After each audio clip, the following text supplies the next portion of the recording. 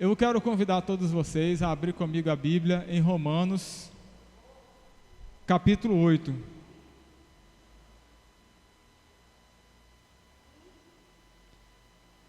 Romanos, capítulo 8, versículo 18.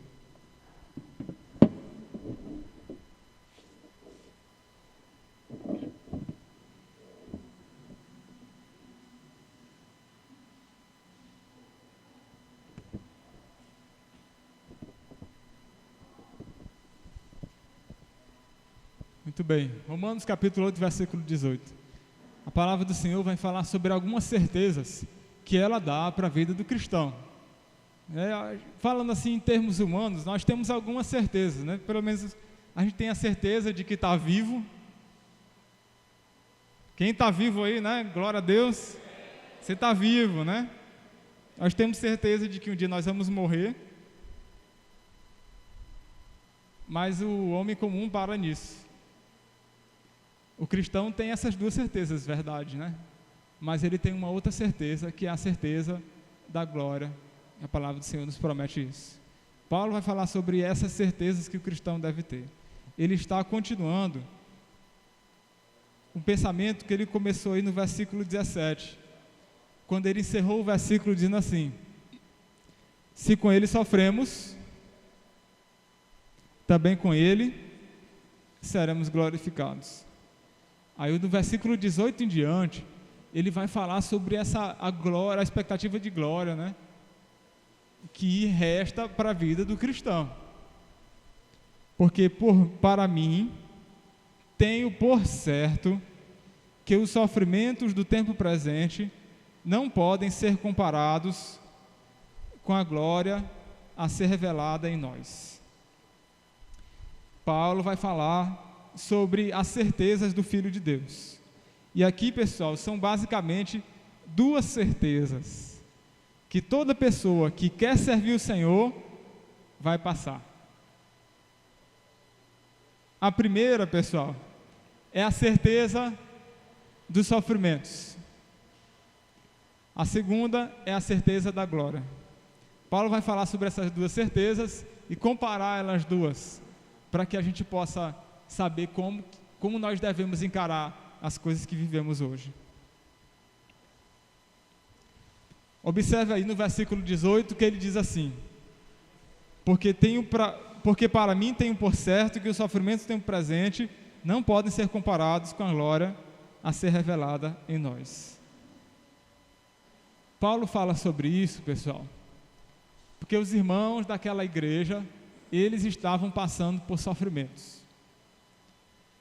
Muitos deles, né, estavam numa situação mesmo de penúria, de perseguição, e Paulo está querendo encorajá-los para que eles saibam lidar com aquele tempo presente de uma maneira que glorificasse o Senhor, para que eles não ficassem assim, inseguros, pensativos, mais ou menos como alguns às vezes pensam: se a vida com Deus é tão boa como o pessoal fala, por que depois que eu me converti, eu passei por tantos sofrimentos, tantas perseguições? E não somente isso, talvez alguns de vocês, antes de se converter, passaram por provações terríveis. E talvez até algumas pessoas que estão aqui ou que estão nos assistindo e que têm nos visitado, estejam passando por provações terríveis, justamente no momento em que você começou a desejar buscar o Senhor. E a gente precisa ter clareza como que nós devemos enfrentar essas coisas, para que tanto os irmãos daquela época, como nós hoje, quando enfrentamos o sofrimento, a gente não venha ficar com abobrinhas ou com pensamentos que não vêm do Senhor para a nossa vida. Eu pergunto para vocês: por que o cristão sofre? Por que alguém, quando deseja buscar o Senhor, buscar mesmo de verdade, às vezes passa por sofrimentos? Alguns dos irmãos aqui já experimentaram na pele isso, né? Outros ainda estão experimentando. Um dos nossos irmãos, depois que se converteu, a situação na casa da pessoa ficou muito difícil. né? São provações que o crente passa. Por que passa por isso? Nós já começamos a falar sobre isso na mensagem passada. Nós sofremos porque estamos unidos com Cristo. Já vimos que se Jesus Cristo sofreu, Ele mesmo disse: olha, se perseguiram a mim, se odiaram a mim, vão odiar vocês também.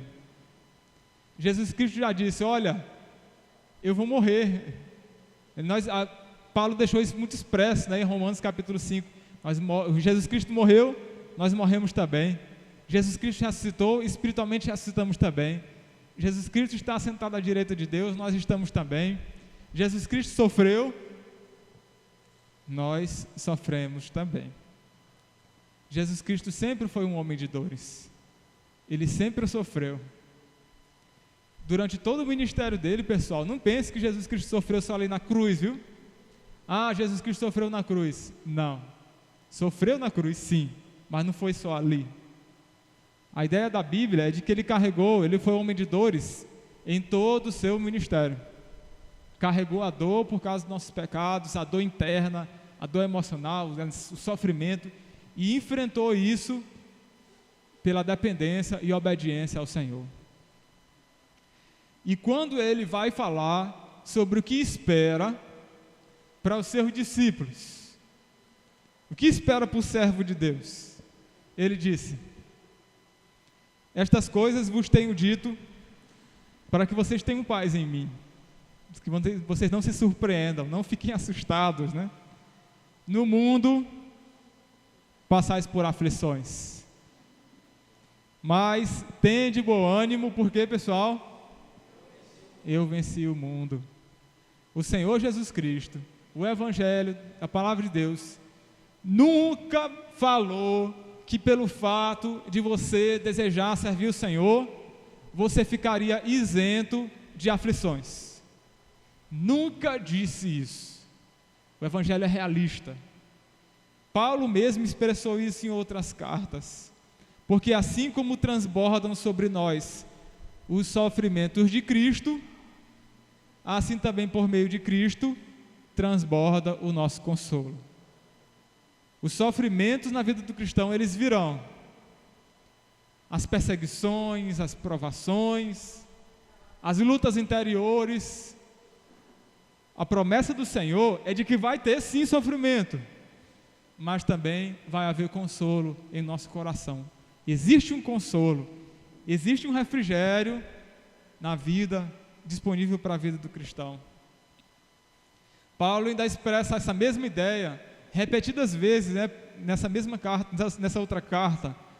A nossa esperança em relação a vocês é sólida, sabendo que, assim como vocês são participantes dos sofrimentos, assim também serão participantes das consolações. Literalmente, Paulo está falando que o cristão participa dos sofrimentos que fazem parte da vida com Cristo. O Evangelho nunca disse que você não iria sofrer por servir o Senhor. Essa é uma certeza, uma marca da vida de todo cristão. O Senhor conhece a nossa vida e Ele sabe que nós passaríamos pelas coisas que nós enfrentamos hoje.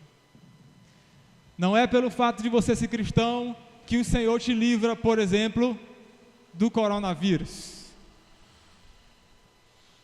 Não é pelo fato de você ser cristão que o Senhor te livra, por exemplo, de em algum momento passar por apertos financeiros ou por decepções. Às vezes, até dentro da igreja, os sofrimentos, eles virão. O Senhor, Ele escolheu não isentar você desses sofrimentos, com um propósito muito especial que nós vamos ver logo em seguida. E é provável, pessoal, que alguns dos irmãos, alguns de vocês que estão aqui, ou dos irmãos que estão nos assistindo, estejam realmente passando por sofrimentos, e às vezes sofrimentos terríveis. O cristão, ele passa sim por depressão, às vezes por ansiedades. O cristão, ele passa às vezes por decepções de amizades, decepções amorosas. E o Senhor sabe disso. Ele já te avisou que você passaria por isso.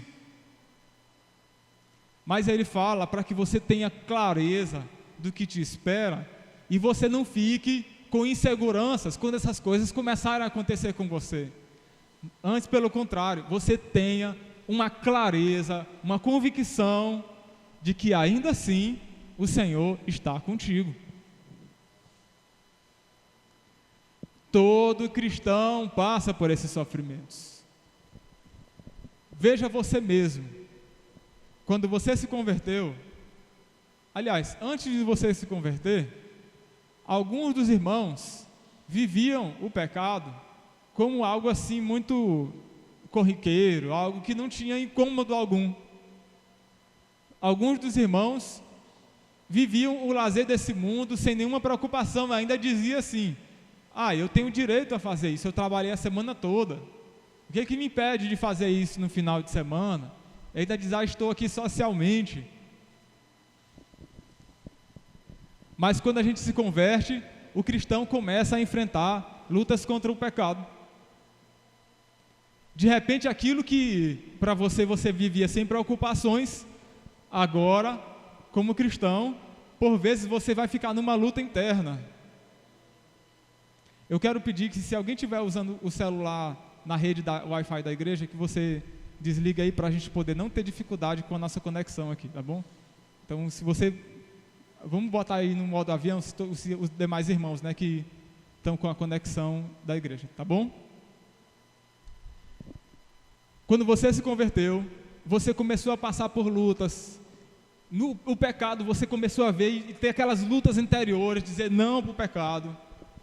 Talvez alguns dos irmãos passaram por lutas contra o pecado assim tão intensas, tão desagradáveis, que a pessoa às vezes fica perguntando: eita, se eu não conhecesse o Senhor, eu não ficaria nessa indecisão a respeito do que eu faço ou não. Mas essas lutas, elas são típicas de fato de quem é cristão, do Filho de Deus. Se você não fosse cristão, não passaria por isso. Quando você se converte, enfrenta lutas contra o mundo. Talvez alguns dos irmãos passaram por isso, de pessoas que antes eram seus amigos e depois que você se converteu, elas ficaram diferentes em relação a você. Isso aconteceu com Jesus, por que não vai acontecer com você? Outros dos irmãos, depois que se converteram, começaram a sofrer ataques terríveis do diabo contra a sua vida. Coisas mesmo assim terríveis, opressões.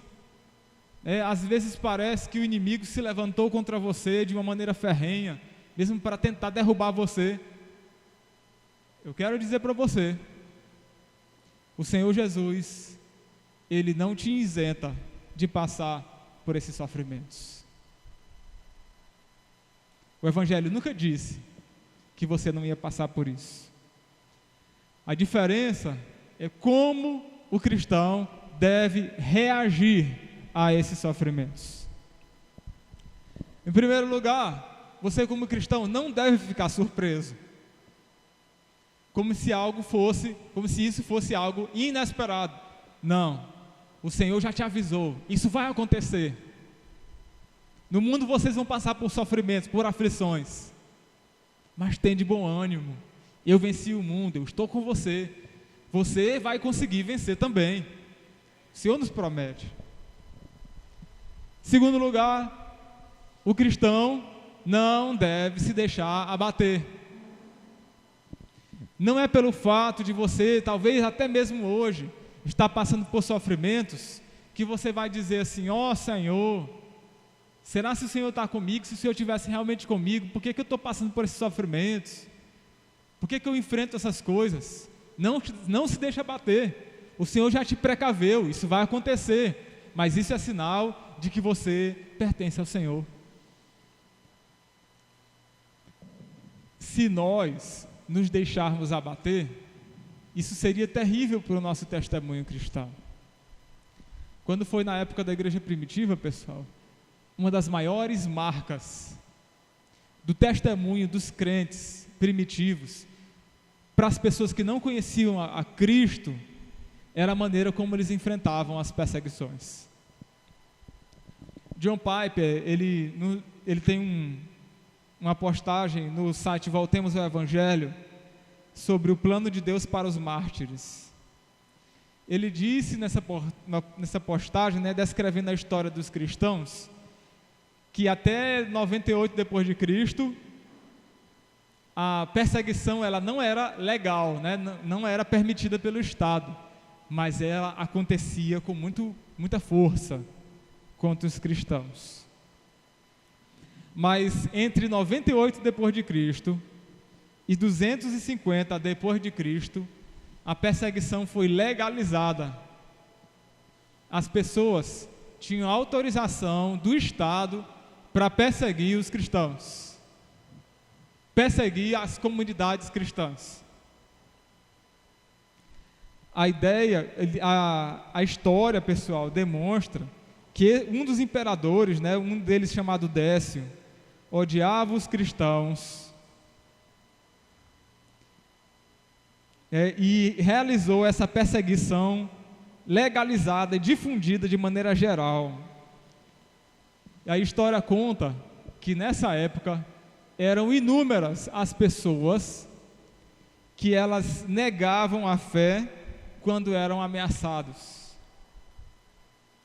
Mas também muitos dos cristãos, eles permaneciam firmes mesmo diante do martírio. E quanto mais a perseguição se intensificava, mais esses cristãos ficavam entusiasmados e perseveravam no Evangelho, se tornando cada vez mais fortes. As pessoas, quando viam um cristão indo para o martírio, ficavam surpresas como que eles enfrentavam aqueles sofrimentos confiantes em Deus. Eu digo isso para que os irmãos se sintam encorajados a enfrentarem as lutas de cabeça erguida, olhando para o Senhor, porque o Senhor já nos disse que passaríamos por isso, e quando nós enfrentamos os sofrimentos com a cabeça erguida, isso produz um impacto tremendo sobre o mundo, porque o mundo também passa por sofrimentos, mas a diferença é de que eles não conhecem o Senhor como você conhece. Por isso eu digo para os irmãos, você está passando por sofrimentos, você tem um refúgio, você tem um abrigo, você pode ir aos pés do Senhor, se fortalecer nele e enfrentar cada dificuldade de cabeça erguida, em nome de Jesus. O cristão também não deve duvidar do amor de Deus por conta do sofrimento. Algumas pessoas pensam o seguinte: se Deus me amasse, Ele não permitiria que eu passasse por isso. Se Deus me amasse, Ele não teria tirado de mim essa pessoa querida da minha família. Olha só o pensamento. Os crentes primitivos, eles também passaram por perdas. Às vezes as perdas deles não foram por tragédias naturais, mas por perseguição, a maioria deles. Mas nenhum deles, dos que perseveraram na fé, murmuraram do amor de Deus por conta dos sofrimentos. O cristão também não deve duvidar do amor de Deus, do poder de Deus por conta dos sofrimentos. Você não deve pensar, por exemplo, se Deus fosse poderoso, Ele me tiraria dessa situação, ou então Ele me daria um refúgio agora, que eu estou precisando muito. O fato de o Senhor ter permitido que você permaneça no sofrimento, não significa que Ele tenha perdido o poder sobre as circunstâncias. Ele continua sendo Deus, Ele continua governando o universo, governando a história da tua vida, mesmo que você não entenda por que Ele está permitindo essas coisas acontecerem com você, mesmo que você não entenda agora, até mesmo que você não entenda nunca, mesmo que você entenda somente quando estiver com o Senhor, mas o Senhor continua sendo Deus, Ele continua te amando, Ele continua exercendo o poder dEle sobre a tua vida. Não murmure contra o amor e o poder de Deus para com você.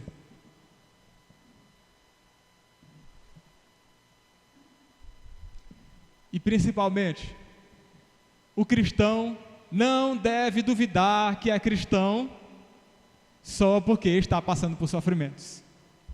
Às vezes a pessoa olha a vida, por exemplo, de alguém da igreja, a vida do pastor, a vida de algum líder, e fica pensando: nossa, fulano de tal, aquela pessoa parece que não passa por sofrimentos como eu estou passando. Eles estão assim, o pastor está ali na frente, firme, os irmãos estão ali na frente, firmes, e eu aqui, só Deus sabe como eu estou passando por essas aflições. Eu acho que eu não devo ser cristão, ou se eu sou cristão, eu sou um cristão muito fraco, porque Deus está permitindo eu passar por isso. Talvez seja porque essas coisas não estão no devido lugar. Meus irmãos, não é assim. O fato de você estar passando por sofrimentos como cristão e perseverando na fé, essa é uma evidência. E antes de você duvidar de que seja cristão, essa é uma evidência de que você é cristão. O cristianismo nunca negou o sofrimento. Eu preciso que isso fique claro para os irmãos, porque talvez em muitos lugares vocês já devem ter ouvido falar, algumas pessoas dizendo assim: quando você se converter, o sofrimento vai embora. Quando você se converter, Deus vai abençoar as tuas finanças e você vai ficar rico. Alguns dizem: quando você se converter, crente firme nem adoece e não adoece. Eu já vi até gente dizendo: não vou nem usar máscara, porque se eu estou usando máscara, eu estou duvidando do poder de Deus. Se eu ficar com esses cuidados que o mundo diz. Olha, isso não é o que o cristianismo fala para você, o que a palavra do Senhor fala. O Senhor nunca prometeu vida fácil.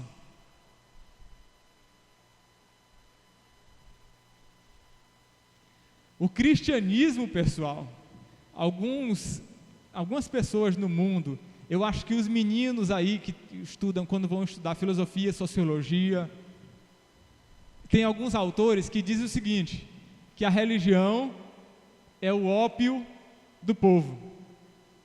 Naquela época, o ópio, era uma droga que a pessoa utilizava para poder ficar mesmo num estado de êxtase,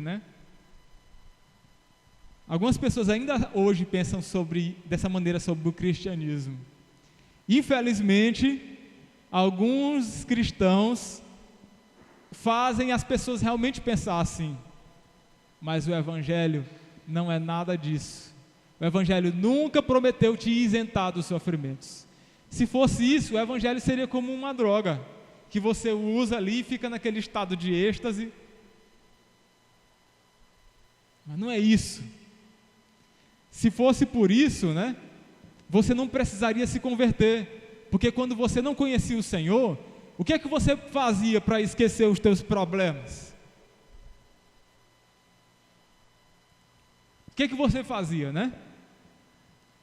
Aí você se dedicava a isso, passava por aquele momento, o problema passava, mas depois voltava em dobro. O Evangelho não é isso de maneira absoluta. Além disso, pessoal, e não vão se assustar com o que eu vou dizer agora, o cristianismo não é um movimento para promover felicidade no mundo. A felicidade do cristão não é como que fosse um exercício da mente, como que fosse uma autossugestão. Não. Quem faz isso é, por exemplo, a psicologia. Olha, pessoal, você sabe que eu sou psicólogo. Eu atendo pessoas não cristãs. E por conta da minha ética profissional, quando eu estou atendendo uma pessoa que não é cristã e ela não toca no Evangelho, eu fico me segurando para não tocar no Evangelho também. Isso faz parte do trabalho como psicólogo. O psicólogo é como que fosse mais ou menos assim, pessoal. É ajudar a pessoa a encontrar alguma felicidade, mesmo sem Deus. Mesma coisa das filosofias desse mundo. As pessoas que trabalham com coach, né, como coach. A felicidade desse mundo existe, mas ela não deve ser o meu foco. Se Paulo estivesse procurando felicidade, ele não seria apóstolo. E eu digo para você, conhecendo como é que é o pensamento da psicologia e de alguns movimentos de coaching,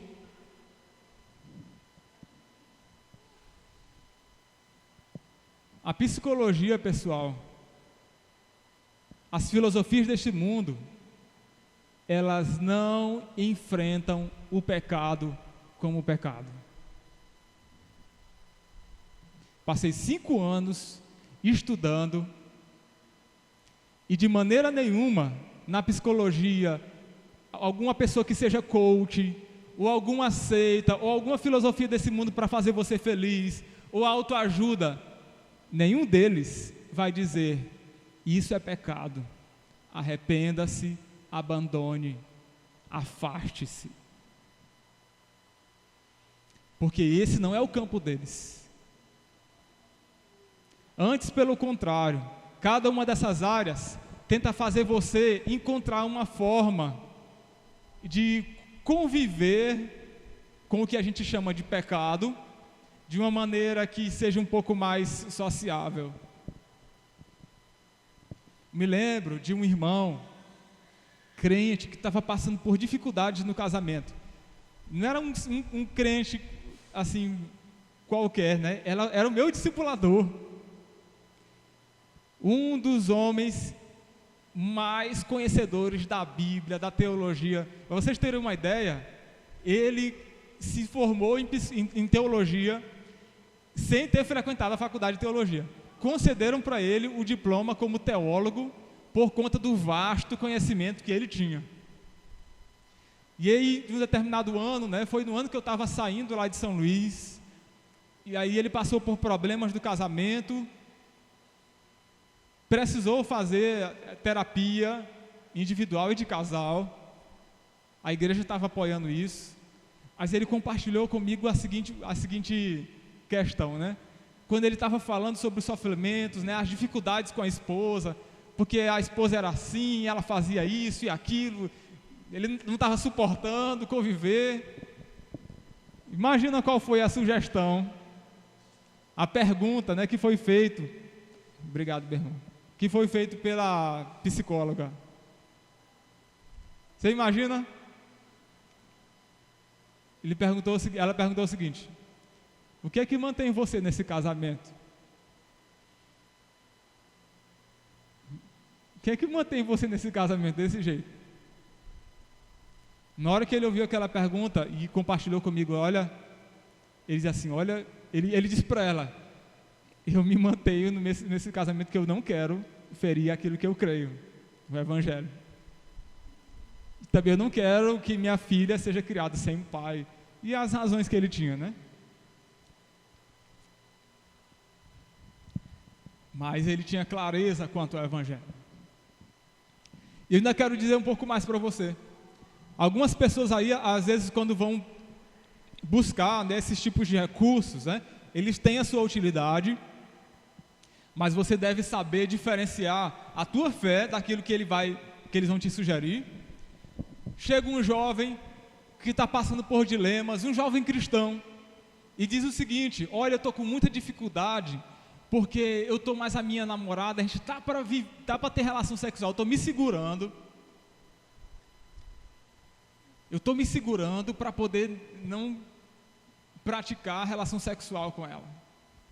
Aí a pessoa vai e compartilha isso né, para alguma pessoa profissional da psicologia, algum coach, etc. O que a pessoa vai dizer? Eu sei, porque eu estudei com eles. Eles vão dizer o seguinte: mas o que é que te impede? Você está sofrendo tanto por se segurar. Alguns ainda dizem assim: isso é natural, isso é a tua juventude, é a tua libido. Porque todos esses movimentos, apesar da sua utilidade em algumas coisas, eles não têm a mesma resposta para o sofrimento e para o pecado como a palavra do Senhor nos apresenta. O cristão deve ter isso claro em seu coração.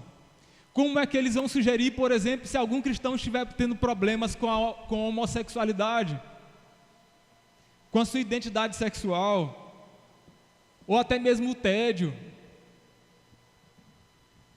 lutas contra a pornografia? Todos esses movimentos não possuem respostas adequadas ao pecado, como a palavra do Senhor nos mostra. E é isso que diferencia o cristianismo, a maneira como nós enfrentamos o sofrimento, de todas as outras. Nós temos um compromisso com a palavra do Senhor.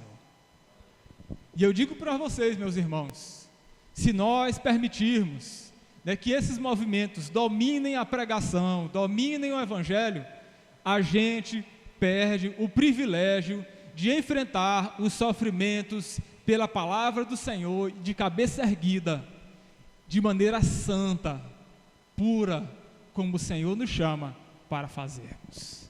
Persevere, enfrente os sofrimentos pela força que o Senhor nos dá. Olha o versículo que nós estamos agora, né? O versículo 18, novamente. Considero que os sofrimentos atuais não podem ser comparados com o que, pessoal? Com a glória que em nós será revelada. Meus irmãos, para que o Senhor salvou você? Para que o Senhor chamou você para ser um cristão? Será se foi só para te libertar do pecado?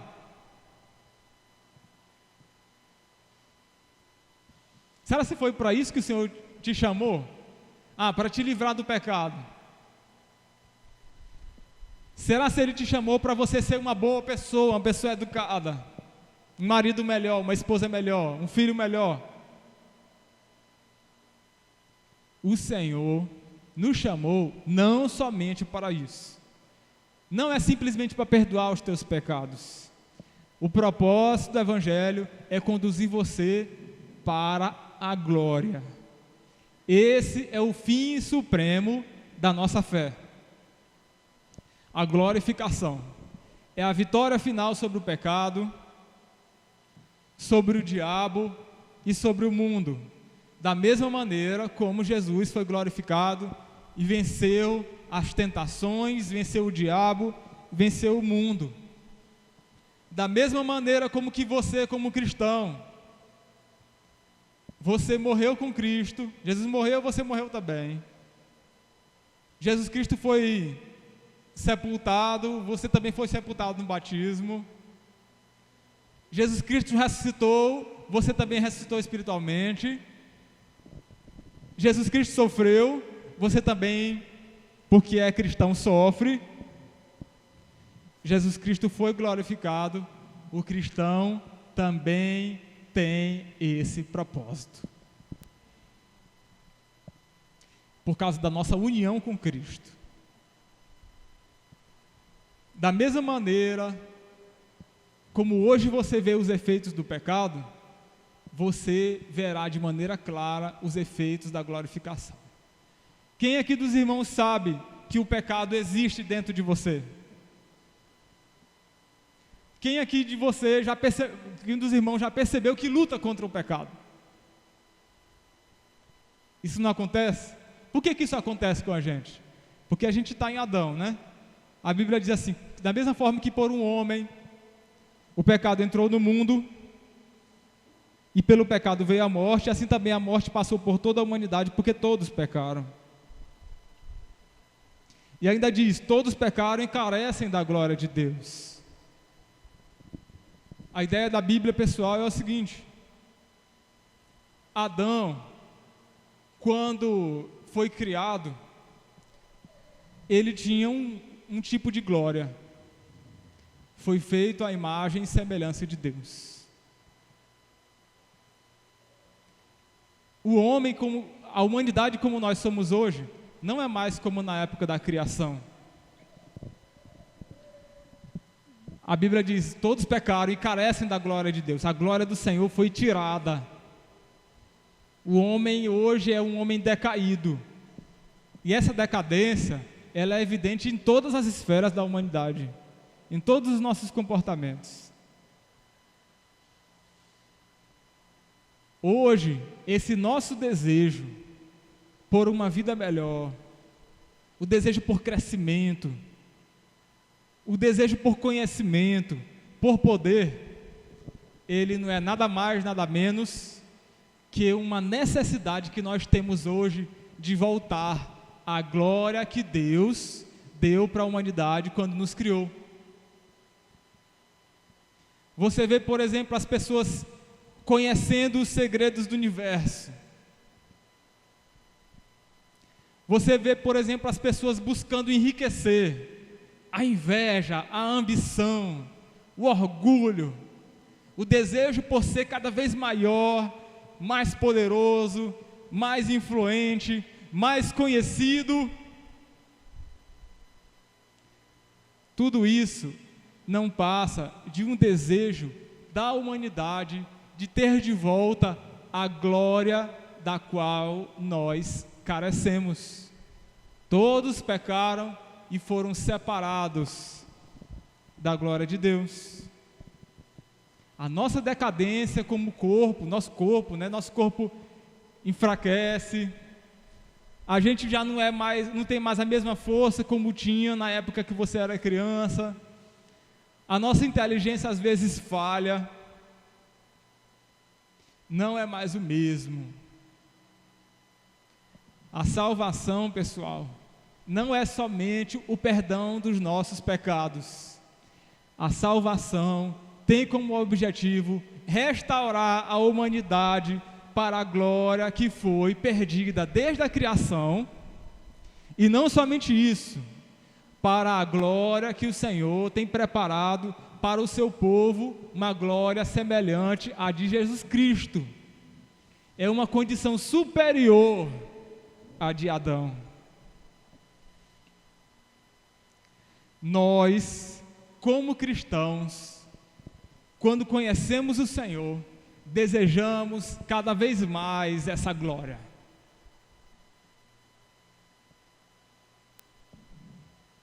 Como a palavra do Senhor nos diz: e todos nós, com o rosto descoberto, contemplando a glória do Senhor, somos transformados de glória em glória na sua própria imagem, como pelo Senhor, que é o Espírito. Quando você se converteu, você descobriu isso. Você descobriu que na presença do Senhor existe algo diferente. Existe um poder sobrenatural que envolve a nossa vida. Quando nós louvamos o Senhor, quando nós oramos, quando nós adoramos o Senhor. Os irmãos já experimentaram isso. Até você que está nos visitando, se você for sincero no teu coração, você vai perceber que quando você vem, está conosco, ouve da palavra de Deus, aí você sai, você percebe que o teu coração está diferente. Houve algo diferente ali quando você estava naquele lugar. A glória do Senhor envolve a vida do cristão. Nós experimentamos isso e somos chamados para cada vez mais desfrutarmos desse poder sobrenatural que habita no meio da igreja. E o que a palavra do Senhor está querendo demonstrar nessa sequência dos versículos é de que se você é filho de Deus, você pode ter convicção da glória. Você é filho de Deus? Como é que você sabe se é filho de Deus? Você tem sido chamado para vencer o pecado, para se santificar. Você foi quebrantado no seu coração, né? Recebeu o espírito de escravidão e temor, Deus te quebrantou, você viu que era pecador. Isso é marca de filho de Deus. Você passou a conhecer a Deus como Pai, né? Você clama por Ele, e quando você clama, você percebe que o Senhor está com você, Ele envolve a tua vida. Isso é marca de quem é filho de Deus. O Senhor já testificou no teu coração, através do seu poder, da sua presença sobrenatural, o Espírito Santo dentro de você, movendo o teu coração, mostrando a presença do Senhor. Isso é marca de quem é filho de Deus. Você tem enfrentado sofrimentos contra o pecado, lutas, né, para poder servir o Senhor com alegria, e você sabe que o pecado não é mais para você, você deve rejeitá-lo e perseverar no Senhor. Essa é uma luta de quem é filho de Deus. Se você tem essas marcas, se você vê isso em você, você também pode ter certeza da glória que está por vir também para a sua vida. Amém, meus irmãos? Glória a Deus. Você experimentou isso? É a certeza que nós temos em nossos corações. E ele ainda diz assim: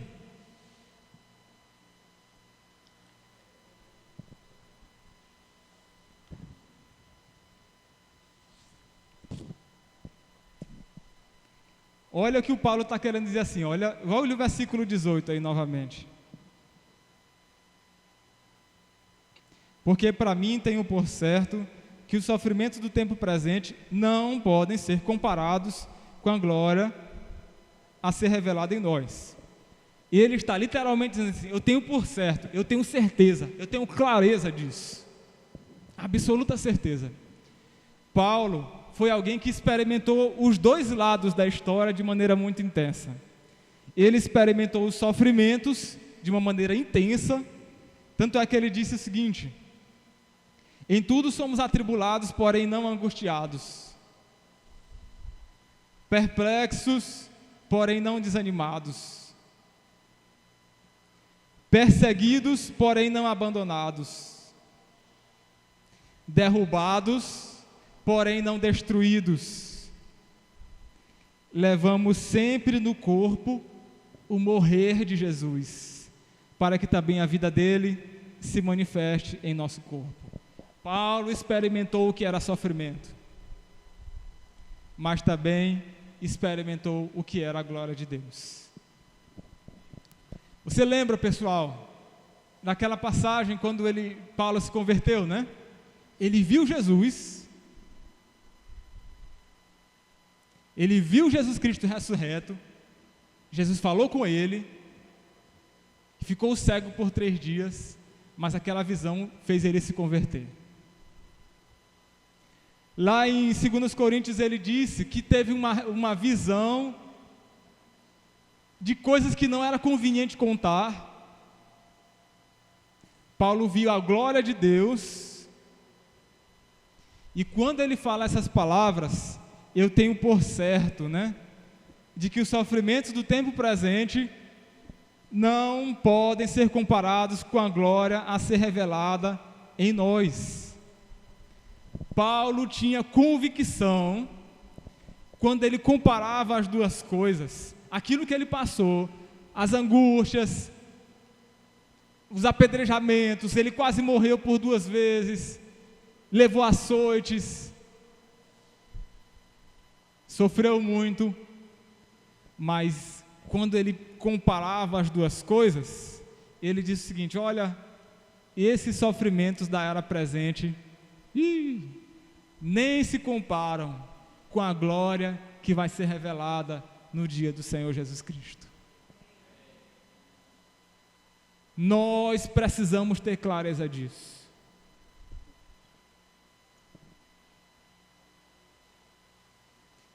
Jesus Cristo foi muito claro com os discípulos quando disse o seguinte, a respeito daquilo que espera pelo cristão: que o coração de vocês não fique angustiado, vocês creem em Deus, creiam também em mim. Na casa do meu pai há muitas moradas, se não fosse assim, eu já lhes teria dito, pois vou preparar um lugar para vocês. E quando eu for preparar um lugar, voltarei e os receberei para mim mesmo, para que onde eu estou, vocês estejam também. O Senhor Jesus Cristo, Ele nos encoraja a aguardarmos pela revelação dessa glória. Um dia vai ser revelada. Ele diz, aí a palavra do Senhor nos encoraja a se manter firme na fé até esse dia. Que guarde este mandamento sem mácula e repreensão até a aparição do nosso Senhor Jesus Cristo. Essa glória vai ser revelada. É mais ou menos quando você está aguardando um programa de televisão começar, aí está aquela propaganda, aí de repente tem a introdução e pronto, começou. É mais ou menos isso. Em um determinado momento, a glória do Senhor vai ser revelada. Ela já existe e ela vai ser revelada.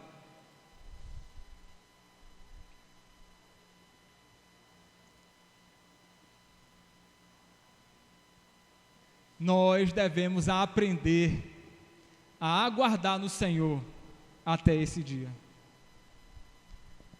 Paulo está nos encorajando a fazer o seguinte, pessoal. Hoje, você está sofrendo, você está passando por lutas, por ser cristão, tem enfrentado angústias.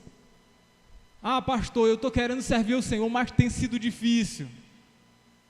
Alguns ainda dizem assim, como é que você está, meu irmão? Aí diz assim, eu tenho que dizer que está bom, né, para ver, vai que fique bom.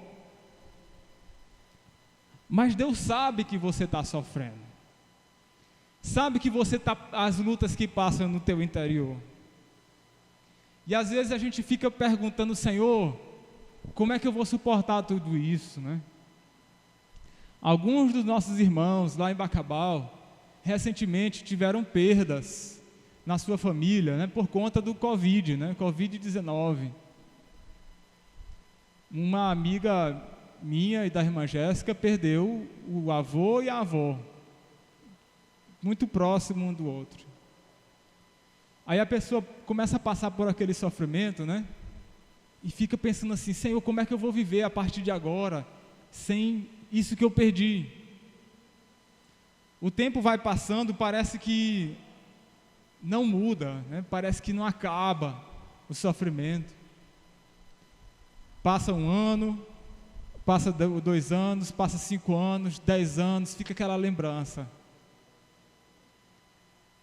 Passa 30 anos, a pessoa quando lembra do ente querido, 70 anos. Parece longe demais, o mundo passa por isso. O que a palavra do Senhor está nos chamando para fazer é a gente comparar os sofrimentos que nós estamos vivendo hoje com a glória que está para ser revelada no dia do Senhor. A palavra do Senhor diz dessa maneira: os sofrimentos leves e momentâneos estão produzindo para nós uma glória eterna que pesa mais do que todas elas. Em outras traduções tem dizendo, o leve e momentâneo tribulação que passamos não se compara com o peso da glória que há de ser revelada no dia final. O cristão, quando olha para os sofrimentos hoje, a gente diz assim, olha, eu estou sofrendo, eu estou passando por isso, não está sendo fácil. O Senhor conhece o meu coração. Mas, quando eu olho para a eternidade, quando eu olho para o que está preparado para mim, é uma eternidade com o Senhor. É uma glória eterna, para sempre. Não é somente 10, 20, 30 anos com o Senhor. É uma eternidade. Como é que você se sente quando percebe a presença de Deus com você? Como é que você se sente quando percebe o peso da glória do Senhor sobre a tua vida? E olha que essas coisas nós experimentamos somente como um aperitivo. O que a palavra do Senhor está nos encorajando a olhar é para a glória eterna que está reservada para o povo de Deus. Não é somente 10 anos, 20 anos, 30 anos. Imagina milhões de anos. E depois disso, mais milhões de anos. E mais milhões de anos. Uma eternidade. É a glória do Senhor prestes a ser revelada na vida da igreja. Se nós estamos passando por sofrimentos hoje, a palavra do Senhor nos encoraja que nós olhemos para o Senhor, o autor e consumador da nossa fé.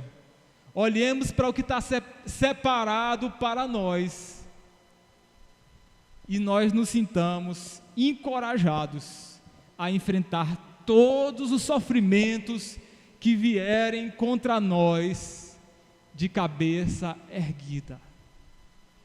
Esses sofrimentos um dia irão passar de uma maneira definitiva.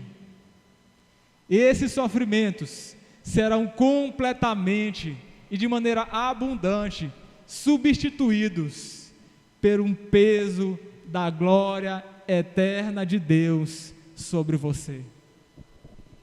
Levante a cabeça, olhe para o autor e consumador da nossa fé, persevere firme no Senhor, porque a tua perseverança tem uma grande recompensa. Como é que você está enfrentando os sofrimentos hoje? Como você está lidando com esses momentos que o Senhor permite você passar? Como é que você está reagindo? No passado, você procurava refúgio, resposta, nos prazeres deste mundo, nas coisas que tinha para oferecer, no trabalho, ocupando a mente. Agora, como cristão, você deve procurar refúgio na glória de Deus, na presença do Senhor. O Senhor conhece as tuas necessidades, e se você clamar ao Senhor, Ele virá sobre você, trazendo um refrigério, trazendo paz, trazendo renovo, mesmo que isso precise ser exercitado na sua vida constantemente. Mas esse refrigério é para que você tenha uma esperança de que um dia o peso da glória de Deus será tão grande sobre a nossa vida, sobre a vida do cristão, que nada mais vai ser comparado, os sofrimentos que a gente sofreu, as dores que a gente enfrentou, tudo isso será esquecido diante do peso da glória de Deus reservada para a igreja. Amém? Você pode ficar de pé.